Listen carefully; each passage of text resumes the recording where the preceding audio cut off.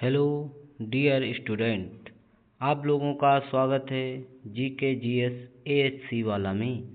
हम लोग देखते हैं पॉलिटी की क्लास नंबर 4, जो कि Allahabad high court RO PS CA exam के लिए चल रही सीरीज है। आप लोग ज़्यादा से ज़्यादा चैनल के साथ जुड़ें, वीडियो को लाइक करें, चैनल को सब्सक्राइब करें और वीडियो को शेयर भी करें, जिससे इस क्लास का लाभ ज़्यादा से ज़्यादा स्टूडेंट तक पहुंच सके। आप लोग ज़्यादा से ज़्यादा मेहनत करें, जिससे एग्ज़ाम के टाइम पर कोई दिक्कत ना हो। हम लोग पॉलिटी के एमसीक्यू भी कर रहे हैं, जो कि 2 दिन में समाप्त हो जाएंगे। उसके बाद हम लोग हिस्ट्री की क्लास देखेंगे, जो कि इलाहाबाद हाई कोर्ट में कम से कम 20 क्वेश्चन पूछे जाएंगे।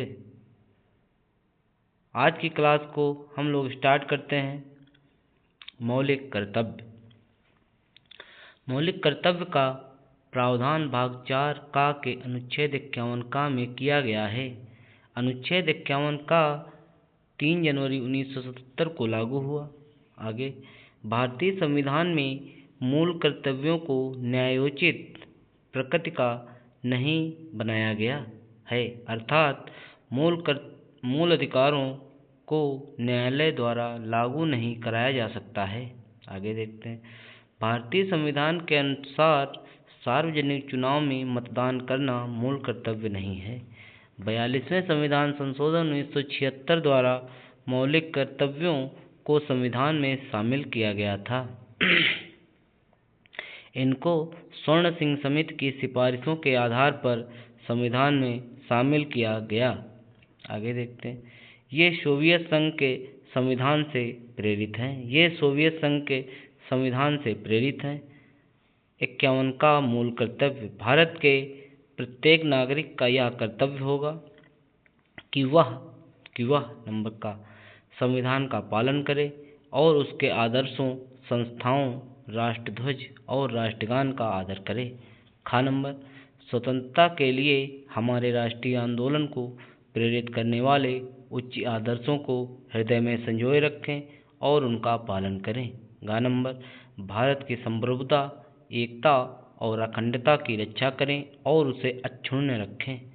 नंबर, देश की रक्षा करें और आह्वान किए जाने पर राष्ट्र की सेवा करें।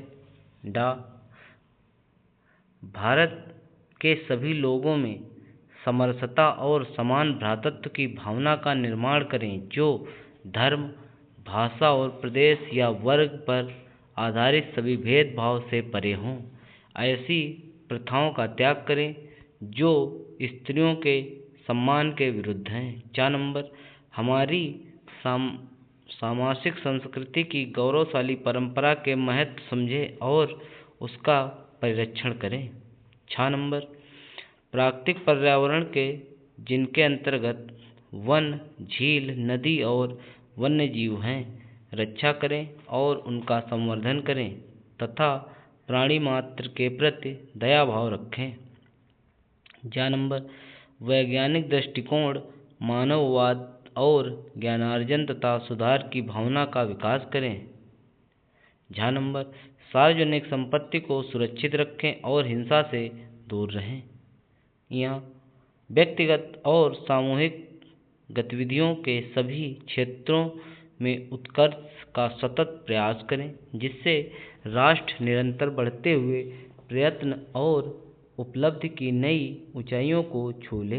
नंबर, यदि माता पिता या संरक्षक हैं तो 6 वर्ष से 14 वर्ष तक की आयु वाले अपने यथास्थिति बालक का प्रतिपाल्य के लिए शिक्षा का अवसर प्रदान करें। आगे देखते हैं। मूल कर्तव्य केवल भारतीय नागरिकों के लिए हैं, अतः विदेशी जो भारत आते हैं उन पर मूल कर्तव्य को लागू होने में छूट प्राप्त है। आगे, मौलिक कर्तव्य को प्रभावी बनाने के लिए वर्ष 1999 में जे.एस. वर्मा समिति का गठन किया गया था। आगे, मूलतः संविधान में 10 मौलिक कर्तव्य थे, किंतु 86वें संविधान संशोधन 2012 द्वारा 11वां मौलिक कर्तव्य जोड़ा गया। आगे देखते हैं संघीय कार्यपालिका। संघीय कार्यपालिका इसमें देख लेते हैं। राष्ट्रपति संघीय कार्यपालिका का प्रमुख होता है। संघीय कार्यपालिका में राष्ट्रपति, उपराष्ट्रपति, मंत्रिपरिषद, प्रधानमंत्री तथा महान्यायवादी शामिल होते हैं। भारत में संसदीय शासन प्रणाली को अपनाए जाने के कारण राष्ट्रपति कार्यपालिका का नाम मात्र का प्रमुख होता है, जबकि वास्तविक शक्ति प्रधानमंत्री और उसके मंत्रिमंडल में निहित होती है। भारतीय संविधान के भाग 5 के अंतर्गत अनुच्छेद 52 से 78 तक के में संघीय कार्यपालिका का वर्णन किया गया है। भारत सरकार विधायिका, कार्यपालिका और न्यायपालिका 3 चरणों में है। विधायिका के 2 भाग हैं, राज्यसभा और लोकसभा। राज्यसभा की सीटें हैं 250 और लोकसभा की सीटें हैं 550। कार्यपालिका में कौन कौन है? इसमें राष्ट्रपति, उपराष्ट्रपति और मंत्रिपरिषद और प्रधानमंत्री। और आगे है न्यायपालिका। न्यायपालिका में उच्चतम न्यायालय मतलब सुप्रीम कोर्ट, उच्च न्यायालय मतलब हाई कोर्ट, जिला न्यायालय एवं सत्र न्यायालय को बोला जाता है। राष्ट्रपति। भारत का एक राष्ट्रपति होगा, यह अनुच्छेद 52 में वर्णित है। भारत का राष्ट्रपति देश का प्रथम नागरिक होता है। ठीक है। अनुच्छेद 53(1) के अनुसार संघ की कार्यपालिका शक्ति राष्ट्रपति में ही निहित होती है और वह इसका प्रयोग स्वयं या अपने अधीनस्थ अधिकारियों के द्वारा करता है। ठीक है। आगे देखते हैं निर्वाचन देखते हैं। अनुच्छेद 54 के अनुसार अनुच्छेद 54 के अनुसार निर्वाचक मंडल के सदस्यों द्वारा राष्ट्रपति का निर्वाचन किया जाता है। आगे देखते हैं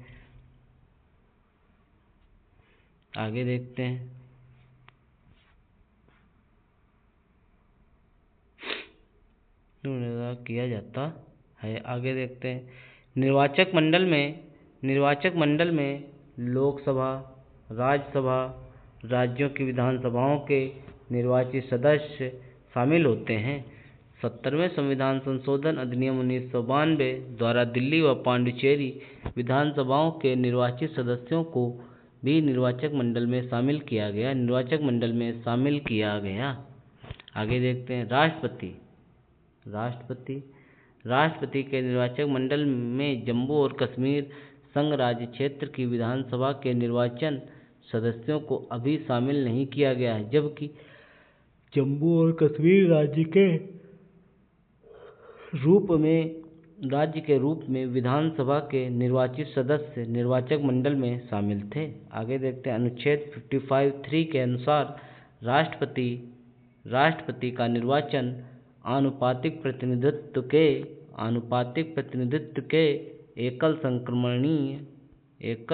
संक्रमणीय गुप्त मतदान द्वारा होता है। राष्ट्रपति के चुनाव के लिए नामांकन हेतु उम्मीदवार के कम से कम 50 प्रस्तावक व 50 अनुमोदक होने चाहिए। आगे देखते हैं जमानत राशि के रूप में 15,000 रुपये जमा करना होता है। यदि उम्मीदवार कुल डाले गए मत का 1/6 भाग प्राप्त करने में असमर्थ रहता है तो जमानत राशि जब्त कर ली जाती है। आगे देखते हैं राष्ट्रपति के निर्वाचन से संबंधित सभी विवादों का निपटारा उच्चतम न्यायालय मतलब सुप्रीम कोर्ट द्वारा किया जाता है तथा उसका फैसला अंतिम होता है। आगे राष्ट्रपति के चुनाव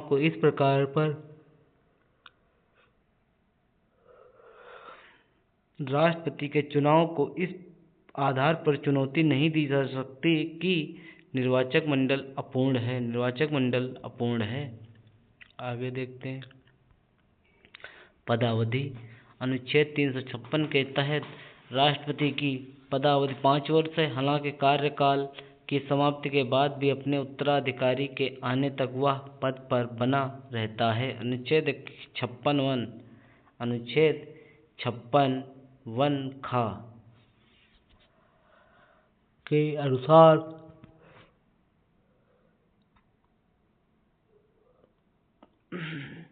इसमें हो जाएगा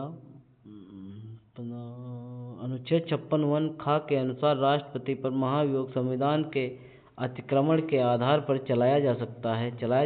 अनुच्छेद 57 के अनुसार राष्ट्रपति पुनर्निर्वाचन का पात्र है। राष्ट्रपति उपराष्ट्रपति को संबोधित अपने हस्ताक्षर सहित लेख द्वारा अपना त्यागपत्र दे सकता है। योग्यताएं अनुच्छेद 58 में राष्ट्रपति निर्वाचन होने के लिए योग्यताओं का विवरण है। नंबर 1, वह भारत का नागरिक हो। नंबर 2, 35 वर्ष की आयु पूरी कर चुका हो। नंबर 3, लोकसभा का सदस्य निर्वाचित होने की योग्यता रखता हो। या फिर 4, चुनाव के समय लाभ का पद धारण न करता हो। नोट: राष्ट्रपति या उपराष्ट्रपति या किसी राज्य के राज्यपाल अथवा संघ या राज्य के मंत्रिपरिषद के सदस्य का पद लाभ का पद नहीं माना जाता है। आगे देखते हैं। भारतीय संविधान का अनुच्छेद 59 यह शर्त निर्धारित करता है कि राष्ट्रपति एक बार चुने जाने के बाद संसद या राज्य विधानमंडल के किसी भी सदन का सदस्य नहीं होगा। शपथ या प्रतिज्ञान अनुच्छेद 60 के अनुसार सर्वोच्च न्यायालय के मुख्य न्यायाधीश या उसकी अनुपस्थिति में सर्वोच्च न्यायालय के वरिष्ठतम न्यायाधीश द्वारा राष्ट्रपति को शपथ दिलाई जाती है। वेतन: वर्तमान में राष्ट्रपति का मासिक वेतन 5 लाख रुपए है। महाभियोग अनुच्छेद 61 में राष्ट्रपति पर महाभियोग चलाने की प्रक्रिया का वर्णन है। अनुच्छेद 61(1) के तहत राष्ट्रपति पर संविधान के अतिक्रमण के आधार पर ही महाभियोग लगाया जा सकता है। अनुच्छेद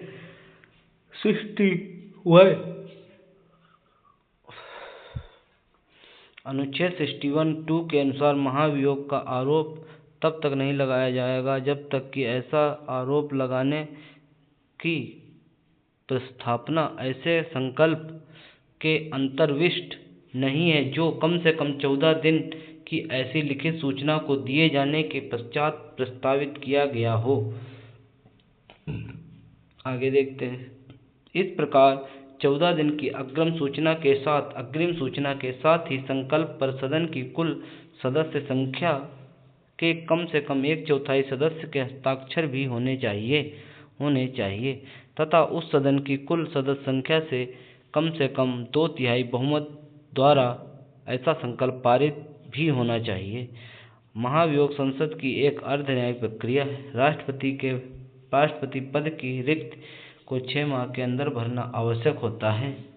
विशेष में देख लेते हैं। यदि राष्ट्रपति उपस्थित नहीं है या बीमारी अथवा अन्य कारणों से अपने पद पर कार्य करने में असमर्थ है तो उपराष्ट्रपति उनके पुनः अपने पद ग्रहण करने तक कार्यवाहक राष्ट्रपति के रूप में कार्य करेगा। यदि उपराष्ट्रपति का पद रिक्त हो तो भारत का मुख्य न्यायाधीश इसका पद भी रिक्त होने पर उच्चतम न्यायालय का वरिष्ठतम न्यायाधीश कार्यवाहक राष्ट्रपति के दायित्व का निर्वहन करेगा। देख लेते हैं राष्ट्रपति। प्रथम राष्ट्रपति कौन थे? डॉक्टर राजेंद्र प्रसाद। कार्यकाल क्या था? 26 जनवरी 1950 से 13 मई 1962 तक। और इस समय कौन है? श्रीमती द्रौपदी मुर्मू जी। 22 जुलाई 2022 से अब तक।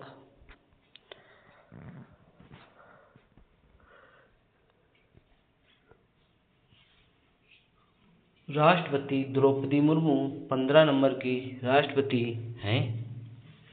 नोट: अभी तक वीवी गिरी 3 मई 1969 से 20 जुलाई 1969 तक, न्यायाधीश मोहम्मद हिदायतुल्ला 20 जुलाई 1969 से 24 अगस्त 1969 तक और बी.डी. जत्ती 11 फरवरी 1970 से 25 जुलाई 1977 तक कार्यवाहक राष्ट्रपति रहे। डॉक्टर राजेंद्र प्रसाद लगातार 2 बार राष्ट्रपति पद के लिए निर्वाचित होने वाले प्रथम राष्ट्रपति थे। फिर उसके बाद डॉक्टर एस राधाकृष्णन लगातार 2 बार उपराष्ट्रपति और 1 बार राष्ट्रपति रहे। बीवी गिरी के निर्वाचन के समय 2 बार मतगणना हुई थी और वह द्वितीय चक्र की गणना में निर्वाचित हुए। नीलम संजीव रेड्डी की पहली बार चुनाव में पराजय हुई थी, जबकि दूसरी बार वे निर्विरोध राष्ट्रपति चुने गए। आगे देखते हैं। भारत की प्रथम महिला राष्ट्रपति प्रतिभा देवी सिंह पाटिल हैं। राष्ट्रपति के अधिकार एवं शक्तियाँ। कार्यकारी शक्तियाँ। राष्ट्रपति की निम्नलिखित कार्यकारी शक्तियाँ हैं। भारतीय संविधान के अनुच्छेद 77 में यह उल्लेख है कि भारत की किसी समस्त कार्यपालिका कार्यवाहियाँ राष्ट्रपति के नाम से की हुई कही जाएंगी। वह प्रधानमंत्री से प्रशासनिक एवं विधायी कार्यों की सूचना मांग सकता है। ठीक है। अनुच्छेद 78 क्या कह रहा है? अनुच्छेद 78 के तहत राष्ट्रपति को जानकारी देने आदि के संबंध में प्रधानमंत्री के कर्तव्यों का उल्लेख है। राष्ट्रपति किसी भी क्षेत्र को अनुसूचित क्षेत्र घोषित कर सकता है। राष्ट्रपति विभिन्न पदाधिकारियों की नियुक्ति करता है, जिसमें भारत के प्रधानमंत्री की